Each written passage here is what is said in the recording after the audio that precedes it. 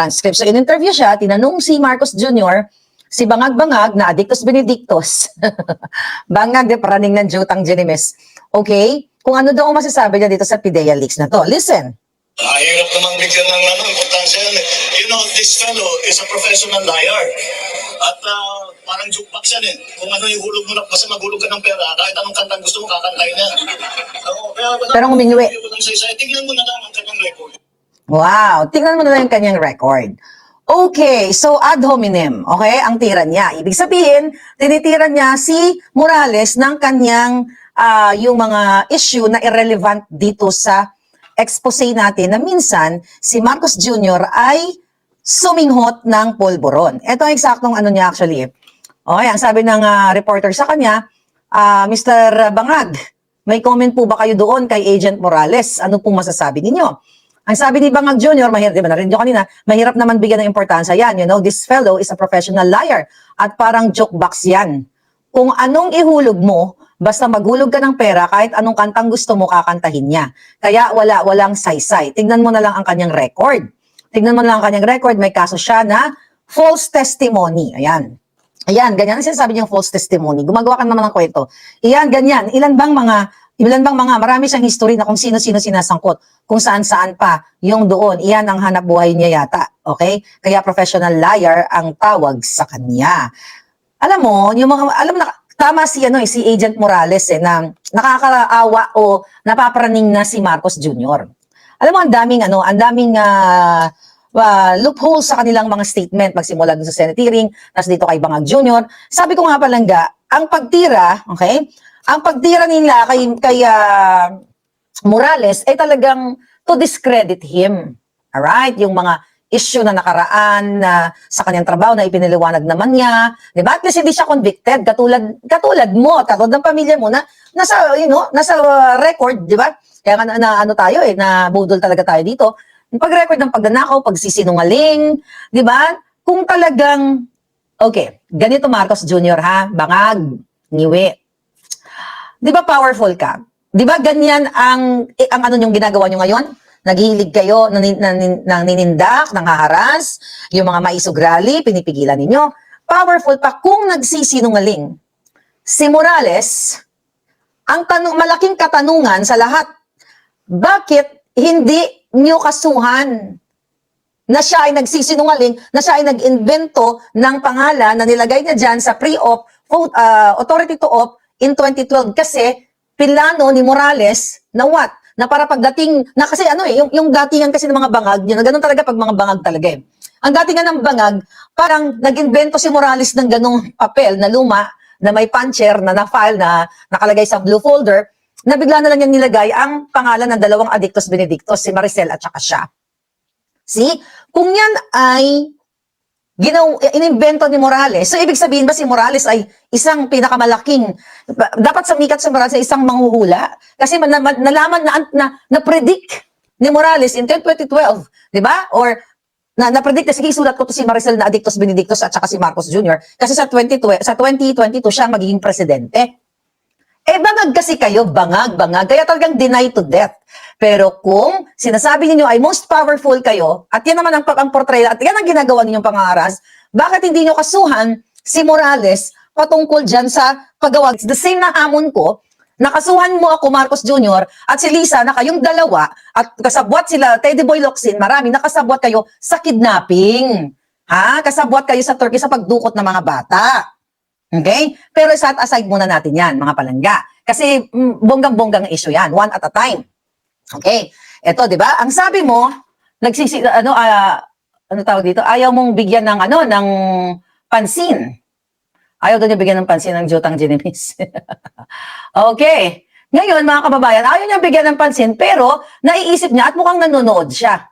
Right? Mukhang nanonood itong si Marcos Jr. sa Senate hearing nga. Ngayon, mga kababayan, okay. Ano to? Tingnan ko lang ito. Saan na yan? Okay, may tinitingnan lang ako dito kanina eh. Okay. Okay. Ngayon, mga palangga, ang sagot ni Morales sa kanila, I think na-interview sa SMNI, okay? Doon sa statement ni Kuting na para daw siyang jukebox, simple lang naman ang sagot niya ni Agent Morales. Nakakaawa ang ating Pangulo dahil wala akong matandaan na inakusahan ko siya kung siya yung pagkadawit lang ng kanyang pangalan ay resulta ng investigasyon na isinagawa ko at reveal ng confidential informant. Yun nga, yun ang sabi niya. Naghinala siya, referring to Bangag ha. Ito yung tinatawag na napaparaning. Nakakaawa siya dahil mukhang ito na ang epekto ng pinagbabawal na gamot sa kanya. Kaya kapag ganito yung kilos at pananalita ng ating Pangulo, ay marapat lamang talaga na sundin niya yung panawagan ng taong bayan, yung magpa-hair follicle drug test siya. Naging parte lang ako ng pagkuha ng sworn statement ng confidential informant. Ngayon, ang burden of proof, nasa kanya. Magpa-drug test siya para patunayan niya sa taong bayan na hindi siya nasa impluwensya ng ipinagbabawal na gamot o pulburon. Okay, good. Napakagaling nito ni Mr. Morales. Kung nagkaroon ka ng time, Bangag Junior, sa pagsagot sa media at nagpa-press con ka lagi mga drama mo, di ba 2 minutes mo lang, tama si Morales, 2 minutes mo lang mahigit, okay? Nakuha itong drug test mo na hindi ka panipaniwala at hindi maipaliwanag at ayaw niyong ipaliwanag ang iyong kahinahinalang drug test. So, ibig sabihin, mga kababayan, talagang sabi ko nga, tumagos na. Okay? Tumagos na sa kanila lahat ng mga, itong particular expose natin. Alright. Sino ba sinungaling sa inyo ni Morales? Ikaw na nangako, sino ba ang professional liar? Ikaw, professional liar na professional bangag pa.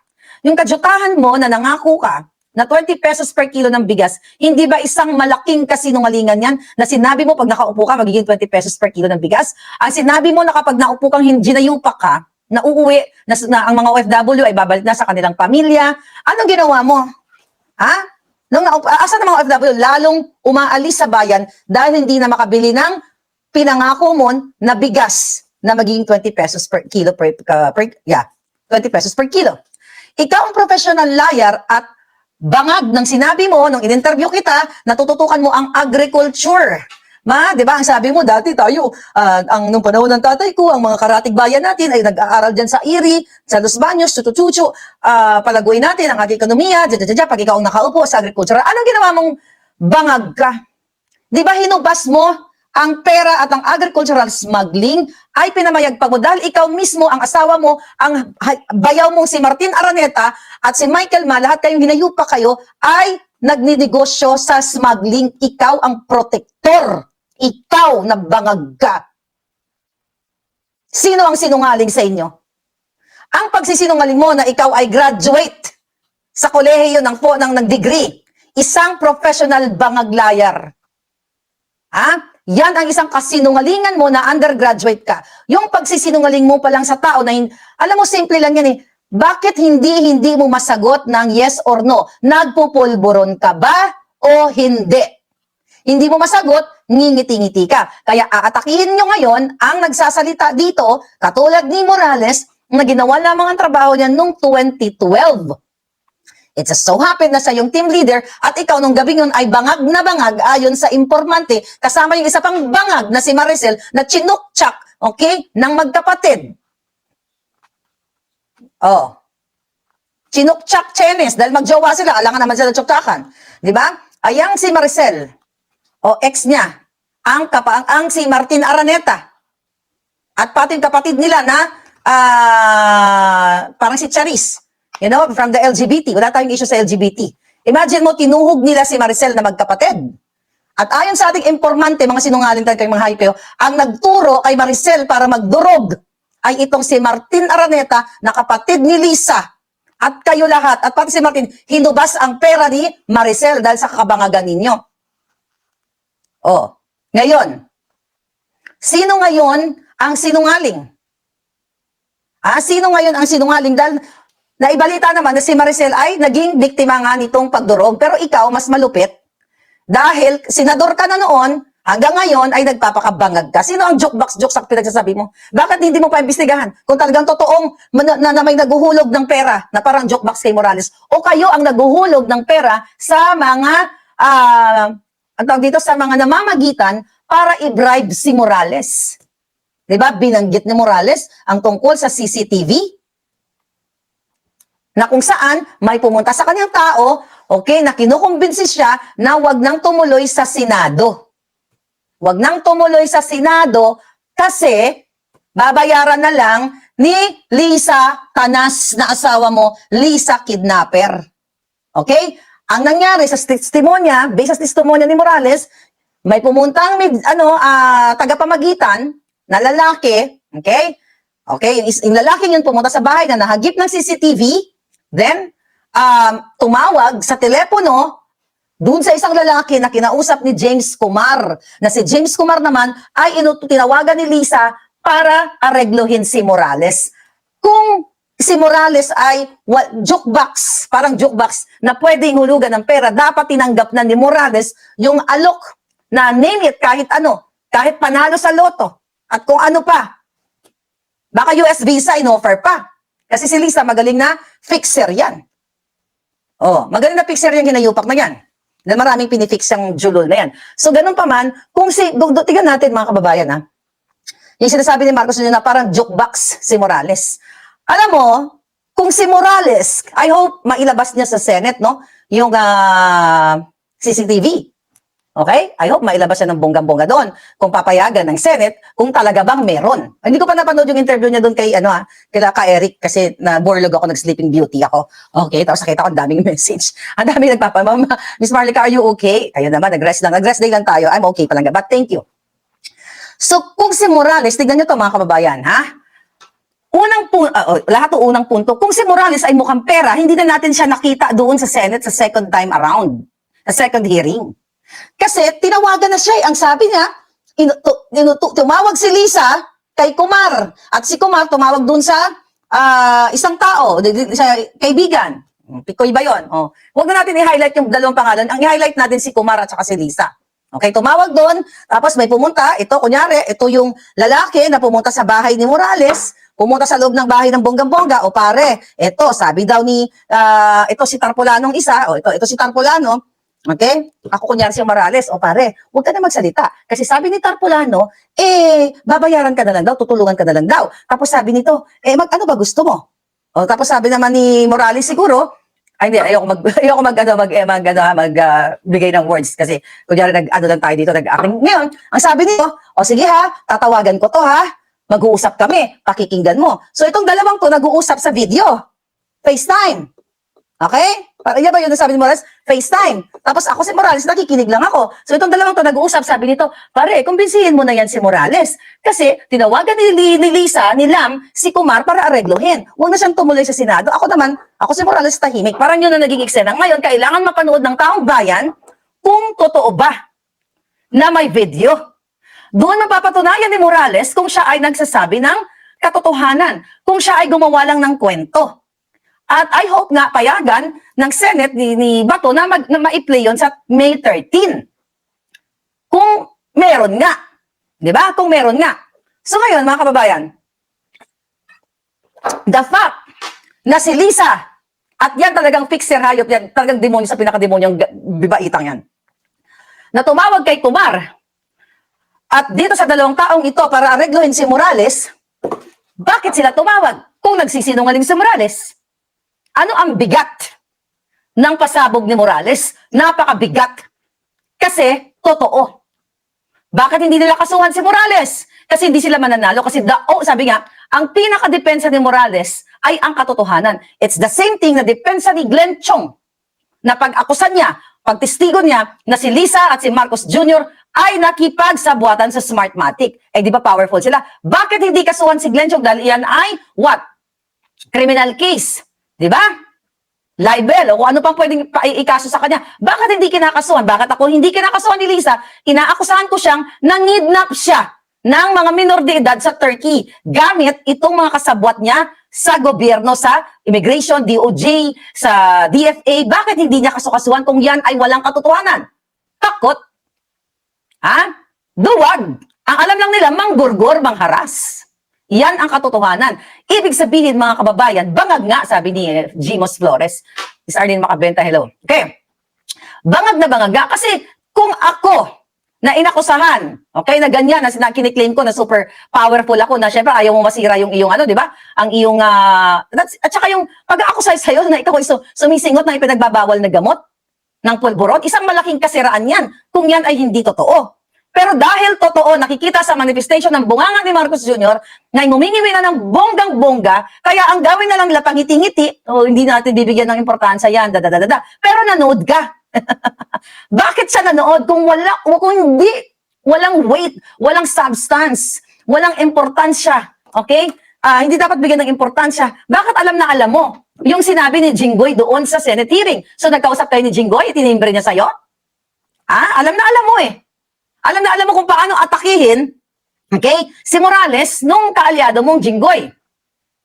Oh. Yan ang nakikita natin dito mga palangga. Ngayon, sasabihin mo si Morales ay yun na, jokebox. My God, bakit hindi mo sagutin ang argumento, ang issue na kung ikaw ba ay nagpupulburon? At sabi ko nga, ang pinakasolusyon yan ay magpapulburon test ka. Dahil kung nakaya mo nung 2021 bago mag-eleksyon, ng mahigit 2 minuto lang, bakit ngayon pinapalala mo, ayaw mong patayin ang issue at panawagan ng taong bayan para matigil na kung ikaw ba talaga ay nagpupulburon? Sabi ni Al-Jazi, nag-rehearse sila, hiniram ng kodigo ni Lasso. Exactly. Okay? Bakit ayaw mong tumbukin itong ini-issue sa yung pulburon? Ini-issue na sa'yo ni Pangulong Duterte, ito si Pangulong Duterte nga di ba? Binanggit pa nga ni Morales na nakita niya sa picture, tama ba pag-alala mo dun sa picture, ng 5 litrato na sinasabi na pinresent ng confidential informant, mga palangga, na ando doon pa yung namatay mong kaibigan natin si Daza, na sumisinghot din.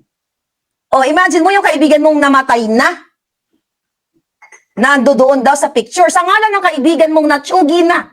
Itayo mo kung talagang mahal mo ang kaibigan mo na ayon sa umiikot sa showbiz at actually si Daza nandyan din sa sa Epidea, may record siya. Okay? Nakalawit nga din daw siya ayon sa ating informante. Nakalawit, kaya isa din sa informante na chuchu. Siguro, parang yun no? Parang yun yung dating doon Anyway, sa ngalan ng kaibigan mong Bong, di ba? Mahal na mahal mo, di ba? O bakit hindi mo itayo ang inyong dignidad na wala naman kayong dignidad na hindi totoo na si Daza at ikaw ay adictus benedictus na magkaklase kayo? Magpulburon test ka lang at makita ng taong bayan na live, tapos na, ikaw na paniniwalaan, pero hindi yan mangyayari kasi ikaw ang professional bangag na liar pa. Okay? Yan ang katotohanan mga palangga. So, yung mga issue dito, na mga kasinungaling ni Marcos, lahat, kidnapping, pulburon, smuggling, ikaw talaga kayo, ng mga ginayupa kayo, ang totoong mga sinungaling. Kaya hindi ko nga maintindihan, yung men and women in uniform, baka tahimik. Kayo mismo, nakita nyo, even mga PSG, kung paano ginombag ni Lisa si Marcos na walang bayag. Diba? Nakita nyo naman sinapak yung presidente yung bangag. Tahimik pa rin kayo. Nakita nyo kung paano sumigaw-sigaw si Lisa sa mga PSG na yung isa nagpakamatay. Wala pa rin kayo, hindi mo naman lang pagtanggol ang mga nangamatay dahil sa ngalan ng mga bangag nyong boss.